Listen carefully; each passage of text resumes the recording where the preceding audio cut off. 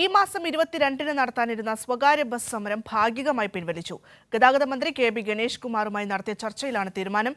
എന്നാൽ വിദ്യാർത്ഥികളുടെ യാത്രാനിരക്ക് വർധനവ് പ്രഖ്യാപിക്കും വരെ സമരം തുടരുമെന്ന് ഒരു വിഭാഗം സംഘടനകൾ അറിയിച്ചു.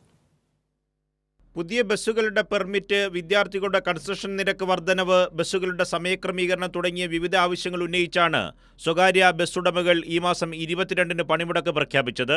പണിമുടക്ക് പ്രഖ്യാപിച്ച സംഘടനകളുമായി മന്ത്രി കെ.ബി. ഗണേഷ് കുമാർ ചർച്ച നടത്തി. 22-ാം തീയതി മുതൽ ഒരു സമരം പ്രഖ്യാപിച്ചിരുന്നത്, സൂചനാ സമരം അവർ നടത്തി.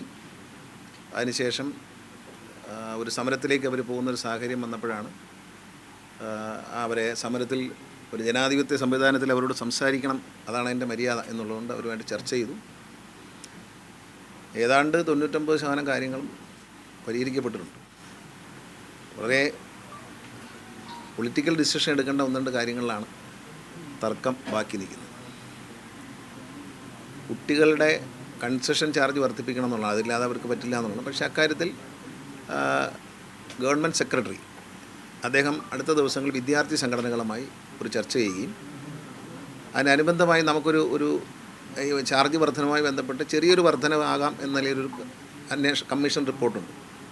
നേരത്തെ തന്നെ ഗവൺമെൻറ് നിയോഗിച്ചിരുന്നതാണ്. അപ്പോൾ അതിൻ്റെ അടിസ്ഥാനത്തിൽ വിദ്യാർത്ഥികളുമായും അതിനുശേഷം ബസ് ഉടമകളുമായും വീണ്ടും ഒരു 2 ആഴ്ചക്കുള്ളിൽ അക്കാര്യത്തിൽ ചർച്ച ചെയ്യാം. എന്നാൽ ചർച്ചകൾക്ക് ശേഷവും സമരം തുടരുമെന്ന് ഒരു വിഭാഗം സംഘടനകൾ പറഞ്ഞു.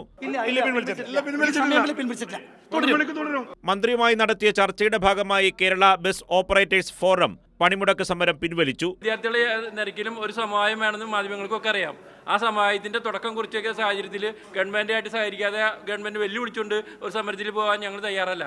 PCC എന്നുള്ള കാര്യത്തിലും വളരെ വ്യക്തമായിട്ട് മന്ത്രി പറഞ്ഞു, 1 ടൈം നിങ്ങൾ എടുക്ക്, പൊതുജനങ്ങളെ ബോധ്യപ്പെടുത്ത്, നിങ്ങളുടെ ജീവനക്കാരൊക്കെ ക്രിമിനൽസ് അല്ലാതെ ബോധ്യപ്പെടുത്ത് എന്ന് മാത്രം. അതൊക്കെ ഒരു ന്യായമായുള്ള കാര്യം എന്നുള്ള നിലയ്ക്ക് ഞങ്ങൾ ഈ സമരമായിട്ട് മുന്നോട്ട് പോകാൻ ഞങ്ങൾ തയ്യാറല്ല. വിദ്യാർത്ഥികളുടെ കൺസെഷൻ ടിക്കറ്റ് വർധനയുമായി ബന്ധപ്പെട്ട കാര്യങ്ങൾ വിദ്യാർത്ഥി സംഘടനാ നേതാക്കളുമായി ഗവൺമെന്റ് സെക്രട്ടറി ചർച്ച നടത്തും.